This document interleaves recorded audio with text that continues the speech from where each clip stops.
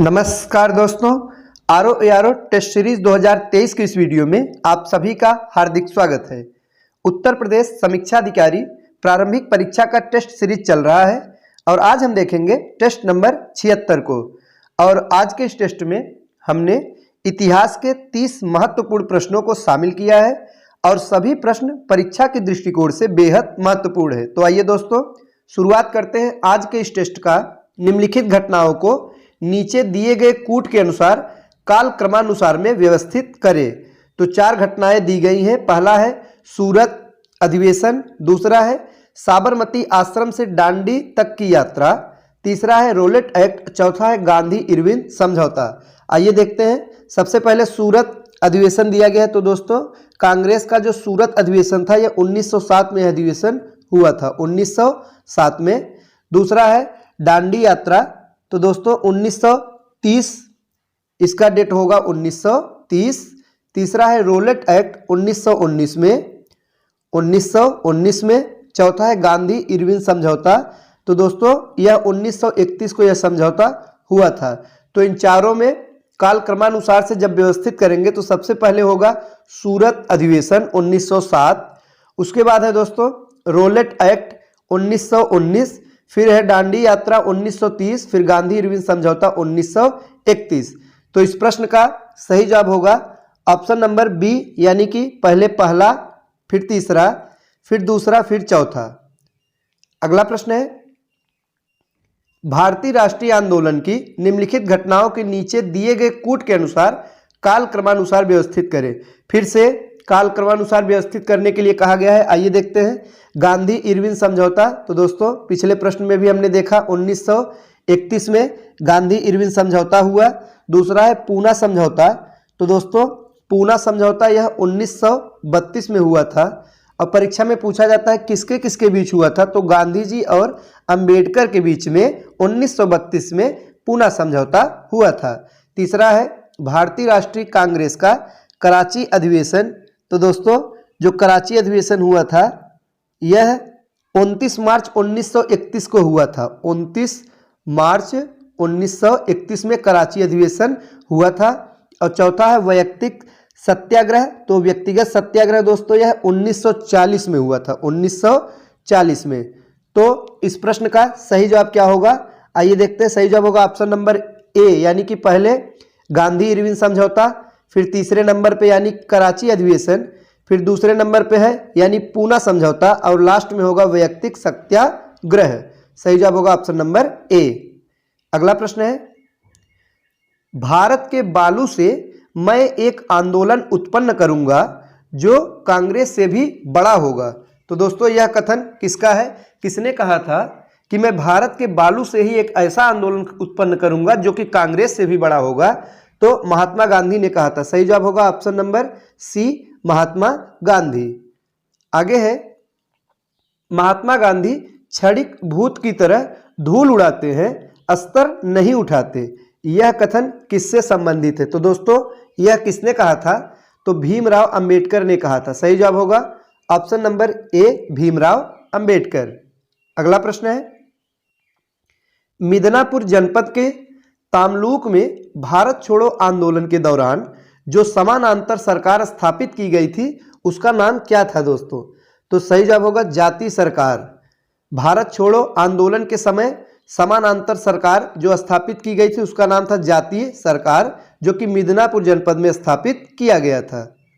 अगला प्रश्न है निम्नलिखित मुस्लिम नेताओं में से किसने भारत के विभाजन को एक विश्वासघातपूर्ण कार्य कहा था। तो दोस्तों किसने कहा था कि भारत का जो विभाजन है यह एक विश्वासघातपूर्ण कार्य है। सही जवाब होगा option number B, Khan Abdul Ghaffar Khan ने कहा था। हड़प्पा संस्कृति के निम्न स्थलों में से चावल के प्रमाण कहाँ से मिले हैं। Option A Kalibangan, B Lothal, C Harappa या डी राखीगढ़ी। तो दोस्तों जो चावल के साक्ष्य मिले हैं वे लोथल से मिले हैं। सही जवाब होगा ऑप्शन नंबर बी, लोथल। और दोस्तों लोथल के साथ साथ रंगपुर से धान यानी कि चावल की उपज के बारे में महत्वपूर्ण जानकारी मिलती है, तो रंगपुर भी याद रखिएगा। और लोथल से संबंधित एक प्रश्न पूछा जाता है कि हड़प्पा सभ्यता का बंदरगाह कौन सा था, तो दोस्तों उस समय का प्रमुख बंदरगाह लोथल था और लोथल वर्तमान समय में यह कहाँ है? गुजरात में है। और नदी का नाम पूछा जाता है किस नदी के किनारे है? तो दोस्तों भोगवा नदी के किनारे स्थित है लोथल, जो कि गुजरात में है। यहाँ से चावल के प्रमाण मिले हैं। अगला प्रश्न है, निम्नलिखित में से हड़प्पा संस्कृति के किस स्थल से कब्रिस्तान के प्रमाण नहीं मिले हैं? तो दोस्तों मोहनजोदड़ो से कब्रिस्तान के प्रमाण नहीं मिले हैं। जो हड़प्पा सभ्यता के लोग थे ये अपने मृतकों की अंत्येष्टि यानी अंतिम संस्कार जो है वो विभिन्न प्रकार से करते थे और कई जगह से कब्रिस्तान के प्रमाण मिले हैं, किंतु अभी तक मोहनजोदड़ो से कब्रिस्तान के साक्ष्य नहीं मिले हैं। अगला प्रश्न है, ऋग्वेद में वशिष्ठ को किसके पुरोहित के रूप में प्रस्तुत किया गया है? तो दोस्तों वशिष्ठ जो गुरु हैं उन्हें किसके पुरोहित के रूप में प्रस्तुत किया गया है? तो भरतों के पुरोहित के रूप में। सही जवाब होगा ऑप्शन नंबर बी, भरत। अगला प्रश्न है, ऋग्वेद में निम्नलिखित देवताओं में से किसके लिए वर्णन है कि उसका रथ बकरे खींचते थे? तो यह किसके लिए कहा गया है? ऑप्शन ए पूषण, बी है रुद्र, सी वरुण या डी यम। तो दोस्तों सही जवाब होगा ऑप्शन ए यानी पूषण। पूषण को पशुओं के देवता के रूप में संबोधित किया गया है और दोस्तों यह सूर्य से संबद्ध देवता थे और इनका जो रथ है वे बकरे खींचते थे। तो सही जवाब होगा ऑप्शन नंबर ए। अगला प्रश्न है, सूची 1 को सूची 2 से सुमेलित कीजिए। तो दोस्तों तत्कालीन यानी कि वैदिक कालीन नदियों के नाम दिया गया है और उसका आधुनिक नाम क्या है उससे हमको सुमेल करना है कि उस समय की जो नदियां थी उन्हें आधुनिक काल में किस नाम से जाना जाता है। आइए देखते हैं। ऑप्शन ए है सरस्वती नदी। तो दोस्तों इसे आधुनिक नाम में घग्गर या हाकरा नदी के नाम से जाना जाता है। तो ए का पाछोगा घग्गर। बी है परुशड़ी नदी। तो दोस्तों रावी नदी के नाम से वर्तमान में यह जाना जाता है। तो बी का 1 होगा। सी है सुतुद्री या सतुद्री। तो दोस्तों यह सतलज नदी, सी का 3 हो जाएगा। डी है विपाशा। तो दोस्तों यह व्यास नदी से संबंधित है, डी का 2। अगला प्रश्न है, जनक और याज्ञवल्क्य कथानक कहाँ मिलता है? तो दोस्तों जनक और याज्ञवल्क्य कथानक यह बृहदारण्यक उपनिषद में मिलता है। सही जवाब होगा option number C, Brihadaranyaka Upanishad. अगला प्रश्न है, निम्नलिखित ग्रंथों में से प्रमुखतः किसमें यज्ञ वेदियों के निर्माण का विवरण मिलता है? तो दोस्तों यज्ञ वेदियों के निर्माण का विवरण प्रमुख रूप से शुल्व सूत्र में मिलता है। सही जवाब होगा ऑप्शन नंबर डी, शुल्व सूत्र। और शुल्व का क्या अर्थ होता है दोस्तों? तो नापने की डोरी। शुल्व का अर्थ होता है नापने की डोरी और शुल्व सूत्र में यज्ञ वेदियों को नापने और उनके निर्माण संबंधित विधियों का वर्णन मिलता है।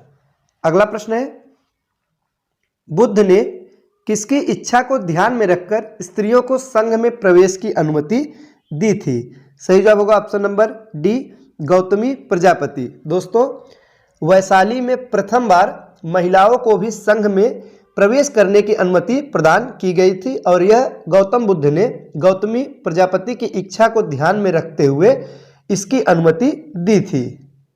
अगला प्रश्न है, जैन परंपरा के अनुसार 22वें तीर्थंकर जिनका नाम है नेमिनाथ, इनका संबंध किससे है? तो दोस्तों सही जवाब होगा ऑप्शन नंबर बी, कृष्ण।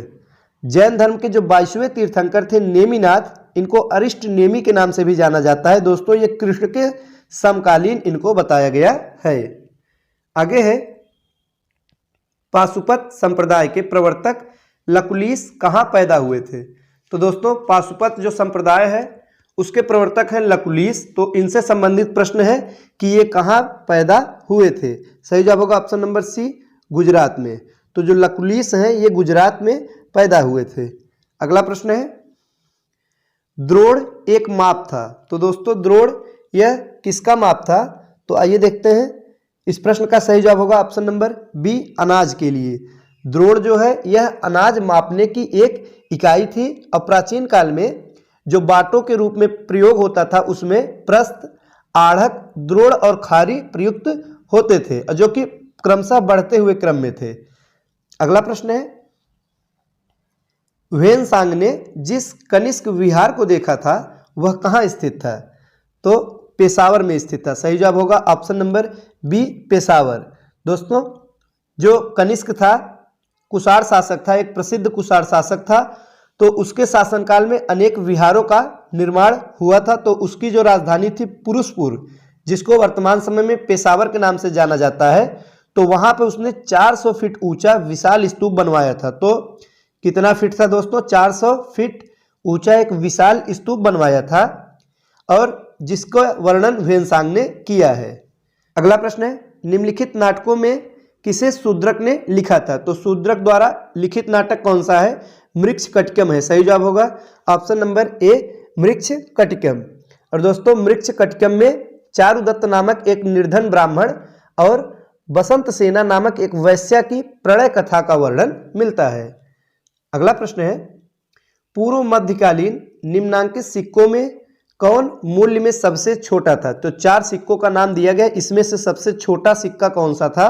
सही जवाब होगा ऑप्शन नंबर डी विशोपक। दोस्तों पूर्व मध्यकालीन लेखों में सिक्कों के विविध नाम मिलते हैं, जिसमें दीनार, द्रह्म रूपक, कासारपण, विशोपक के नाम दिए गए हैं और जिसमें सबसे छोटा है विशोपक। दोस्तों यह सिक्के का 20वां भाग होता था और जो कि संभवतः तांबे का बना होता था। अगला प्रश्न है, चाहमानों ने दिल्ली का यानी दिल्ली किससे छीनी थी? तो सही जवाब होगा ऑप्शन नंबर सी तोमरों से। अगला प्रश्न है, निम्नलिखित राजाओं में से किसने गुंज सागर तड़ाग खुदवाया था? तो सही जवाब होगा ऑप्शन नंबर डी वाकपति द्वितीय। दोस्तों परमार वंशी शासक वाकपति ने मुंज सागर नामक तालाब बनवाया था और मुंजपुर नाम का एक नगर की भी स्थापना करवाई थी। अगला प्रश्न है, उत्तर भारत के किस मंदिर का शिखर द्रविड़ शैली का है? तो दोस्तों द्रविड़ शैली का उदाहरण कौन सा है? सही जवाब होगा ऑप्शन नंबर डी तेली का मंदिर, जो कि ग्वालियर में स्थित है। दोस्तों दक्षिण भारत के किसी तेलंगाना ब्राह्मण ने ग्वालियर की यात्रा की थी और द्रविड़ की शैली में तेली मंदिर का निर्माण करवाया था। और जो अन्य सभी मंदिर दिए गए यानी कि लिंगराज मंदिर, लक्ष्मण मंदिर और सूर्य मंदिर, दोस्तों ये मंदिर नागर शैली के हैं। अगला प्रश्न है, श्रवणबेलगोला में गोमतेश्वर की विशाल प्रतिमा किसने स्थापित की थी? तो सही जवाब होगा ऑप्शन नंबर ए चामुंड राय ने। दोस्तों गंग राजा रायमल्ल चतुर्थ का जो मंत्री था चामुंड राय, उसने श्रवणबेलगोला में गोमतेश्वर की विशाल प्रतिमा का निर्माण करवाया था। अगला प्रश्न है, दिल्ली को राजधानी बनाने वाला सुल्तान कौन था? तो सही जवाब होगा ऑप्शन नंबर डी इल्तुतमिश।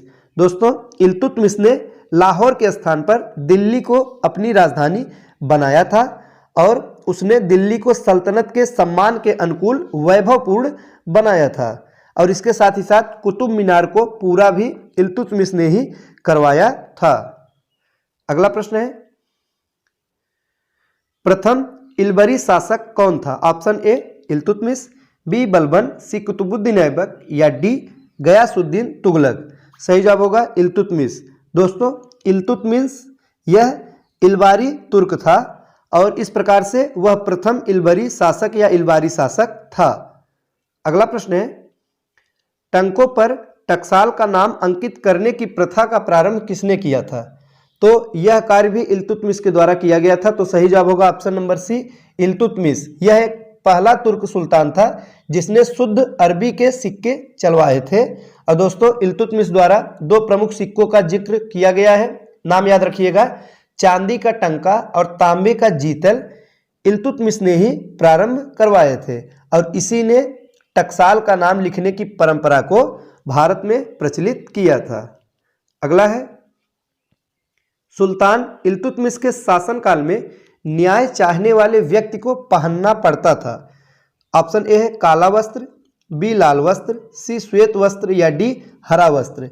तो जो न्याय चाहने वाले व्यक्ति थे उसको कौन सा वस्त्र पहनना पड़ता था?